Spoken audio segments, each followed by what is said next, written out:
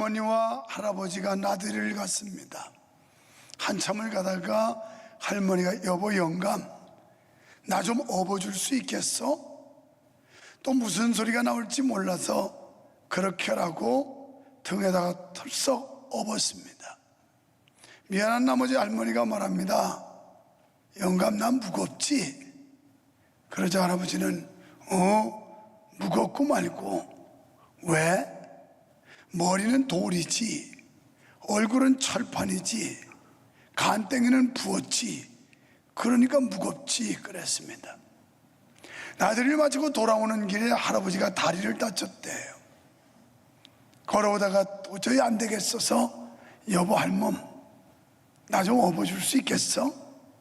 아까 업어줬던 고맘도 있고 그래서 등허리에 덥석 업어줬습니다. 그런데 나 무겁지 하면 아까 했던 얘기 똑같이 할까봐 나 가볍지? 그랬더니 할머니가 응 가볍다고. 그러면서 하는 말이 머리는 비었지 입은 싸지 허파에는 바람이 들어갔지 그러니까 가볍다고 하더래요. 우리 속담에 가는 말이 고와야 오는 말이 곱다는 말이 있습니다. 우리가 어떻게 하면 은혜로운 말을 할 수 있을까? 상대방에게 은혜를 끼치고 상대방에게 소망과 용기를 주는 말을 할 수 있을까? 우리는 이런 일도 노력을 해야 할 것입니다. 일부 예배 마치고 나는데 우리 사모님이 제 방에서 그래 여보 볼록볼록하지 않냐고 너무 타이트해서.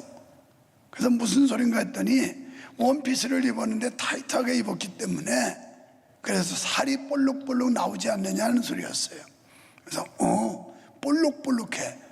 그 막대 풍선 볼록볼록한 풍선하고 똑같아. 그랬더니 잔뜩 긴장해가지고 진짜 그러냐고. 아니 아주 미끈해. 하나도 튀어나온 거 없어. 아주 아름다워. 여러분 남성들은요 이렇게 좀 어깃장 놓고 짓궂은 데가 있어요. 사실과 다르게 자꾸 그냥 반론을 제기하기도 하고 조커를 주기도 하는데 이것조차도 우리가 좋은 얘기를 하면 얼마나 좋을까 하는 생각을 가져봅니다. 우리는 앞장 14장에서 하나님께서 이사야 선지자를 통해서 당시에 초강대국이었던 바벨론 또 아수르, 블레셋 이런 나라들이 멸망할 것을 예언했습니다. 결국은 이방 나라들이 멸망하게 된다는 것을 강조했는데 그때만 해도 이사야는 그렇게 비극적으로 슬픈 마음으로 예언하지 않았습니다. 그런데 오늘 본장에 와서 이 모압이라고 하는 나라를 멸망을 예언할 때는 슬픈 애가를 지어서 부르고 있습니다. 너무너무 안타깝고 너무너무 슬프고 불쌍해서 그런 노래로 지어 부르고 있는데요. 그렇다면 이방 강대국들이 멸망의 예언을 할 때는 그렇게 부담 갖지 않았다가 왜 모압이라는 나라에 대해서 예언할 때는 이렇게 심적인 큰 부담을 가졌을까요? 그 이유는 모압이라는 나라는 형제 국가였습니다. 우리가 잘 알고 있는 아브라함의 조카 롯이 그 맏딸을 통하여 얻었던 후예들이 세운 나라가 모압이라는 나라였어요. 결국 모압은 아수리의 침탈로 인해서 멸망을 합니다만은 그 멸망에 대한 예언을 할 때 그렇게 마음 아파하고 슬퍼하는 이사야 선지자의 심정을 이해해 볼 수 있습니다. 모압은 사해 동편에 위치하고 있었는데 에돔과 암몬이라는 나라와 접경하고 있었습니다. 모압이 이스라엘과 본격적인 관계를 갖게 된 때는 이스라엘이 출애굽할 때였습니다. 출애굽하는 여정 속에 이 모압 족속들이 차지하고 있는 땅을 관통을 해서 가면 아주 쉽게 빠르게 갈 수가 있었어요. 그래서 모압 족속에게 너희의 땅을 좀 통과해도 되겠느냐 했더니 거절을 당해요. 안 된다고, 못 간다고. 그래서 부득이하게 직선으로 갈 수 있는 길을 돌아서 가게 됐던 겁니다. 이때부터 이뿐만 아니라 민수기 22장이나 또 24장 같은 데 가보면 당시에 그 메소포타미의 술사라고 하는 이 발람이라는 사람을 불러다가 이스라엘을 저주해달라고 부탁할 정도로 도무지 이건 형제국가라고 볼 수 없는 이런 관계였습니다. 오죽하면 신명기 23장 3절에서 모세는 이 모압 족속이 여호와의 총회에 들어오는 것을 강력 반대합니다. 허락하지 않고 이 못된 족속들, 이들은 여호와의 거룩한 총회에 들어올 자격이 없다라고 반대했던 사실을 보게 됩니다. 여러분, 어쩌면 이스라엘의 속국이 되었지만 이스라엘이 남북으로 갈라지게 될 때 모압 왕 메사라는 사람은 이스라엘의 반기를 들게 되고 독립을 주도했지만 결국은 실패하게 됩니다. 그리고 모압은 완전히 멸망하는데, 이 모압의 국가신은 그모스라는 신이었어요. 그모스라는 신전의 예배 형식은 이 유아 인신제사였어요. 어린아이를 제물로 바치는 이런 행태의 제사였습니다. 그래서 모압은 그 우상 숭배에 있어서 이스라엘 선지자들의 신랄한 경고를 듣게 되었습니다. 하나님께서는 아수르를 통해 모압을 심판하시기로 작정하셨습니다. 그 이유는 우상 숭배를 했기 때문이었습니다. 여러분, 하나님께서 가장 싫어하시는 일이 뭐냐? 우상 숭배예요. 그래서 십계명의 제1계명을 보면 너희는 나 외에 다른 신을 섬기지 말아라, 이렇게 말씀하고 있어요. 하나님을 제일로, 하나님을 최고로 섬기라는 겁니다. 하나님 제일주의 신앙을 하나님은 가장 기뻐하신다는 겁니다. 그리고 제2계명에 너희를 위하여 사신 우상을 만들지 말라는 게 십계명 가운데 두 번째 계명이에요. 그러니까 어떤 존재도 어떤 형상도 하나님 외에 절대자를 만들면 안 된다는 겁니다. 마찬가지로 이 땅에 어떤 인간도 하나님보다 높을 수 없고 하나님이 가신 권리와 권세를 가로채서도 안 될 것입니다. 그래서 하나님만을 경외하고 하나님을 최고로 높이는 것이 마땅한 도리임을 성경은 말씀하는데, 그렇다면 모압이 이렇게 하나님께 심판을 받게 된 이유는 전 국토가 우상화되었기 때문에 그랬습니다. 오늘 우리는 하나님을 버리고 우상 숭배했던 모압 사람들, 이 모압 백성들이 멸망하는 과정을 보면서 멸망하는 자의 모습이 어떤 모습인가를 살펴보며 은혜를 나누고자 합니다. 먼저 평안하다 할 때 조심해야 한다는 것입니다. 오늘 1절에 모압에 관한 경고라. 하룻밤에 모압 알이 망하여 황폐할 것이며 하룻밤에 모압 길이 망하여 황폐할 것이라. 모압 알은 모압의 수도를 지칭하고, 모압 길이라고 하는 것은 전쟁, 이 국방의 요새지였습니다. 그러니까 수도가 망하고 그리고 나라의 안위를 지키는 국방의 요새가 다 망했다는 것은 결국 그 나라가 망했다는 말과 같습니다. 그렇지 않겠습니까? 예를 들어서 대한민국 수도 서울이 다 망해버리고, 그리고 대한민국을 방어하는 국방의 요새들이 전부 폭격을 당해서 망했다면 이 나라는 망하고 마는 것입니다. 그러니까 수도가 망하고 요새지가 망한다는 것은 그 나라 전체가 망했다는 말씀입니다. 그런데 그 멸망이 각각 하룻밤에 이루어질 것이라. 평안하다고 잠이 푹 들어있을 때 갑자기 멸망이 임할 것이라는 뜻입니다. 그렇습니다. 악인들에게 임할 심판은 갑자기 임할 것입니다. 데살로니가전서 5장 3절에 보면 저희가 평안하다 안전하다 할 그때 멸망이 호련히 저희에게 이른다고 말씀했습니다. 물론 평소에도 하나님께서는 많은 경고를 주십니다. 우리에게 주의를 환기시켜 주십니다. 그러나 하나님이 심판할 때는 독수리처럼 신속하고 재빠르며 도적처럼 졸지에 은밀하게 임한다는 겁니다. 오히려 예수님께서도 마태복음 24장 27절에서 마치 하나님의 심판은 번개가 동에서 서에 번쩍하는 순간적인 이런 빠름으로 임하게 된다고 말씀하고, 또 마태복음 24장 36절에 그 날과 그 시는 아무도 모르는데 하늘에 계신 하나님 한 분만 안다는 겁니다. 당시에 예수님 자신도 그 하나님의 심판의 날을 알 수 없는, 다시 말하면 하나님의 그 진노, 하나님의 심판, 마지막 우주의 종말은 하나님만이 아시는 1급 비밀입니다. 어쩌면 개인적 종말도 마찬가지일 겁니다. 여러분 개인의 종말을 누가 알 수 있겠습니까? 하나님만이 아실 수 있습니다. 나는 오늘 아침에도 이 세탁에서 처음 입은 양복을 입으면서 이게 지난 겨울 전에 벗어났던 양복인데 이것을 다시 걸칠 수 있다는 건 하나님이 내 생명을 연장시켜 주셨고 내 호흡이 멈추지 않았기 때문에 이것을 다시 입을 수 있었으며, 어저께는 겨울옷을 세탁소에 보냈는데 그 겨울 양복 몇 개월 후에 겨울 초에 이것을 입는다는 것도 역시 하나님이 허락해 주셔야만 세탁해온 양복을 다시 입을 수 있지, 그전에라도 내 영혼을 하나님이 거두어 간다면 그 양복은 다시 입을 수 있는 기회가 없다는 겁니다. 이게 개인적인 종말이에요. 여러분, 우리가 개인의 종말은 젊은이, 늙은이, 돈 많은 사람, 없는 사람 상관할 거 없습니다. 누구에게 어느 순간에 어떻게 올지 모르는 게 개인적 종말이라는 겁니다. 우주적 종말도 역시 마찬가지입니다. 하나님만이 아시는 때, 하나님만이 정하신 시기, 그때 임하는데, 마태복음 24장 44절에 보면 생각지 않은 때 인자가 올 것이니 너희는 예비하고 있어라. 유비무환이란 말이 있습니다. 만반의 준비를 하고 있으면 어떤 상황이 와도 우리는 당황할 이유가 없을 겁니다.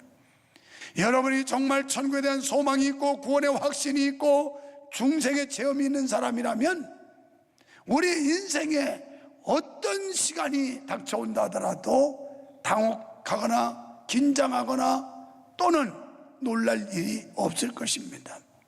사도들의 메시지도 한결같습니다. 데살로니가전서 5장 1절로 3절에 주의 날은 도적같이 올 것인데 평안하다 안전하다 할 때 해산의 고통같이 온다 그랬습니다. 베드로후서 3장 10절 주의 날은 도적같이 온다고 말씀합니다. 이렇게 아주 급속도로 긴박하게 갑자기 빠르게 온다는 겁니다. 사랑하는 성도 여러분, 악인들은 이렇게 갑자기 망합니다. 멸망은 밤에 도적같이 찾아올 것이라는 말씀입니다. 그러므로 우리 성도들은 이 사실을 깨닫고 근신해야 합니다. 삼가 근신하여 깨어 있어야 합니다. 데살로니가전서 5장 6절에 그러므로 우리는 다른 이들과 같이 자지 말고, 여러분 오직 깨어 근신하라. 우리는 혹시 지금 잠들어 있지는 않습니까? 영적으로 깊은 잠에 빠져 있지는 않습니까? 하나님은 우리를 향하여 다른 사람들처럼 잠들어 있지 말고 깨어나라는 겁니다. 차제에 우리는 기도의 잠에서 깨어나야 될 줄로 믿습니다. 말씀의 잠에서 깨어나야 될 줄로 믿습니다.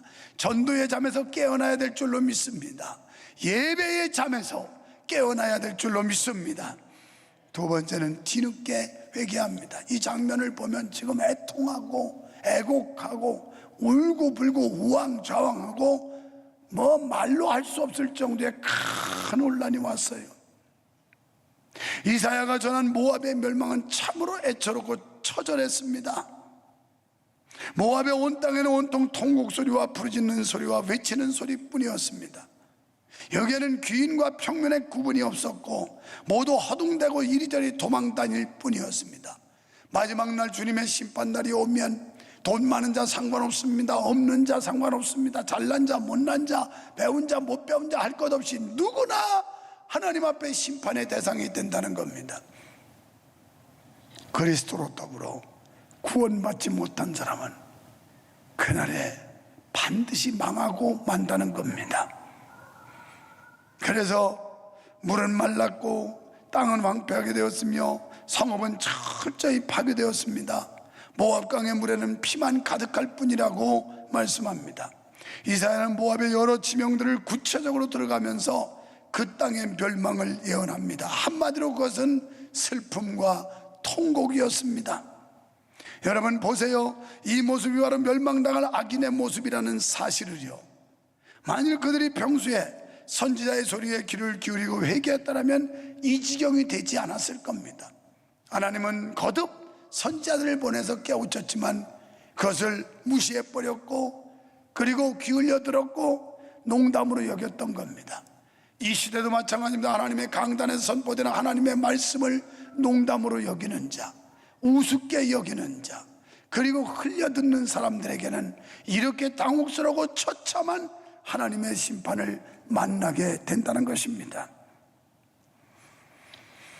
여러분, 후일에 예수님께서 마태복음 25장 1절로 13절을 통해 교훈하셨습니다. 열처녀의 비유를 말씀하면서 5처녀는 등과 기름을 가졌고 5처녀는 등은 있었지만 기름이 없었다라고 말씀합니다.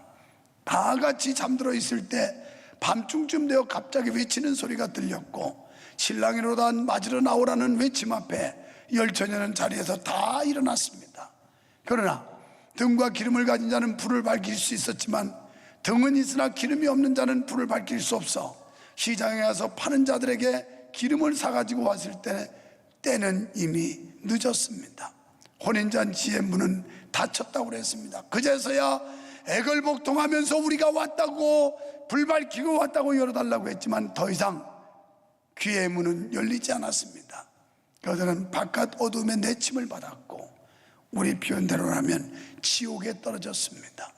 사랑하는 여러분, 회개할 기회가 지금입니다. 은혜 받을 기회가 지금입니다. 하나님 앞에 돌아올 기회가 지금입니다.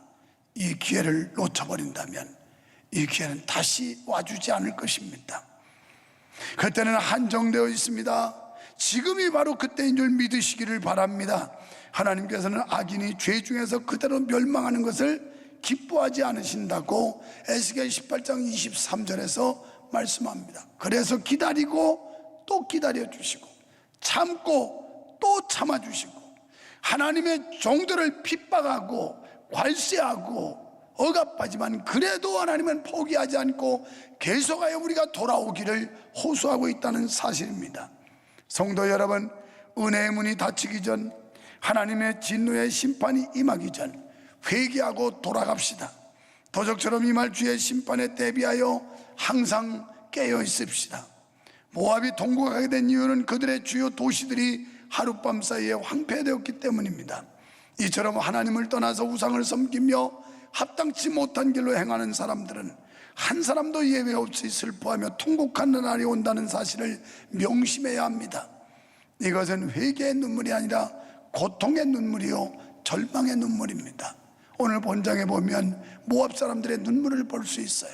머리를 밀었습니다. 이스라엘 사람들이 회개할 때 머리를 밀었고 그리고 배로 동였다고 그랬습니다. 죄를 덮었었습니다. 하지만 이 눈물은 효과가 없는 눈물이었어요. 하나님의 종들을 통하여 회개를 촉구할 때 들었어야 되는데 이미 기회가 지나간 뒤의 눈물이었습니다. 여러분, 눈물도 흘릴 때 흘려야 합니다. 회개도 하나님이 기회를 주셨을 때 회개해야 합니다. 예수 그리스도를 영접하는 것도 하나님께서 기다려 주실 때 우리는 주님을 영접하여야 합니다. 이 기회가 지나가면 그때의 눈물은 비극의 눈물, 절망의 눈물, 고통의 눈물이지 더 이상 회개의 눈물이 될 수 없습니다. 환난을 당한 자에게 피할 곳이 있다면 최고의 행운일 것입니다. 그러나 불행하게도 하나님의 진노에서 숨을 곳은 아무데도 없다는 것입니다. 왜냐하면 하나님의 심판은 범우주적인 범주에 적용되기 때문에 그렇습니다. 하나님의 재앙은 아무도 피하거나 숨을 수가 없어요. 이 세계 어디에도 그분을 피할 곳은 없습니다.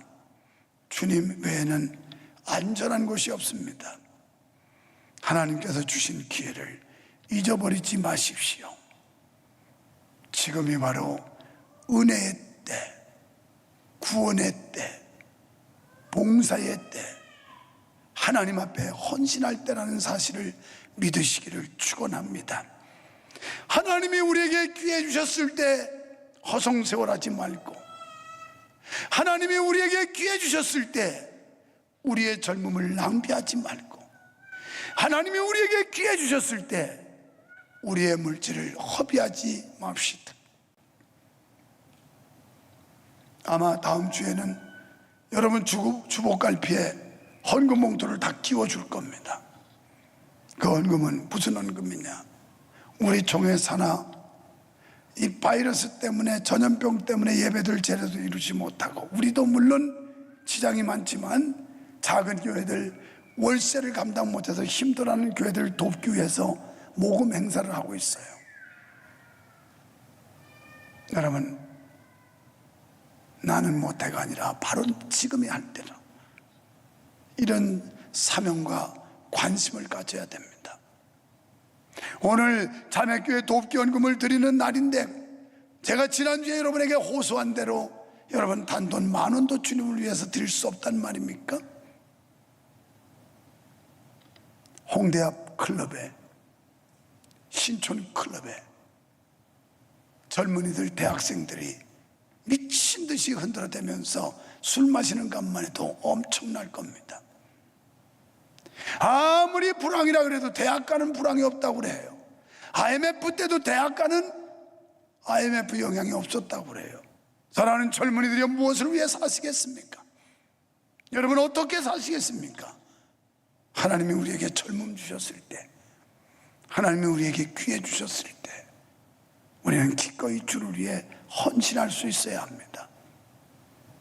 여러분, 누가복음 6장 38절에 보면 주라, 그리하면 내가 갚으리라, 후히 대어 누르고 흔들어 넘치도록 너에게 채워주리라. 이게 하나님의 약속이에요. 우리는 하나님 말씀대로 믿어야 합니다. 성경이 그렇다면 그렇게 믿고 행동해야 합니다.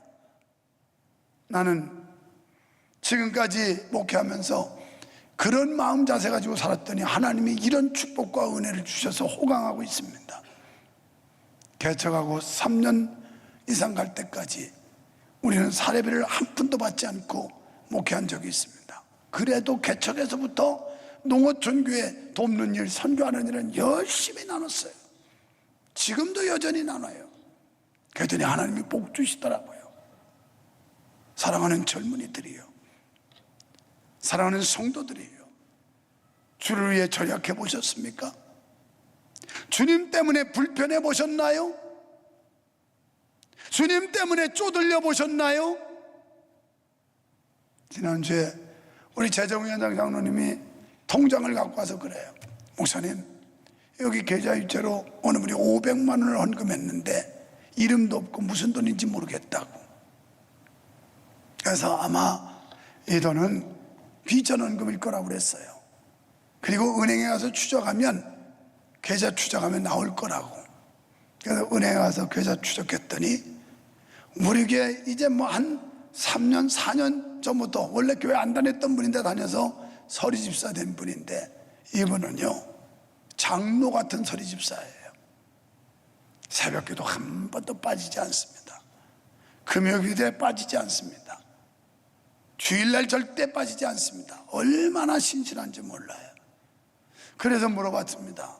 이 500만 원이 어떤 돈이냐고 그랬더니 답변하기를, 지난번 뉴스에 보니까 필리핀에 먹을 게 없어 쌀 배급을 받고 굶주리는 사람들도 많다 소리를 들었는데, 그런 분들을 위해서 써달라고 하는 돈이었어요. 이미 집행한 곳도 있고, 또 오늘 지나서 집행할 곳도 있고, 어제 전화도 통화도 했고, 필리핀의 2곳 빈민들과 또 한 곳은 나병 환자들을 돌보는 선교사, 또 코타키나발루, 이런 지금 이 코로나 바이러스 때문에 끼니를 때울 수 없어도 허덕이는 이런 사람들에게 돕는 헌금이었어요. 얼마나 눈물경. 그분이 부자가 아닙니다. 남보다 쓸 데가 없어서 돈이 많아서 하는 게 아닙니다. 믿음으로 하는 거예요. 하나님의 사랑을 나누는 거였어요. 이게 믿음이에요. 사랑하는 젊은이 여러분, 우리 믿음 가지고 삽시다. 성경대로 삽시다. 그리고 성경을 믿고 행동으로 옮겨봅시다. 하나님은 반드시 여러분을 축복하실 줄 믿습니다.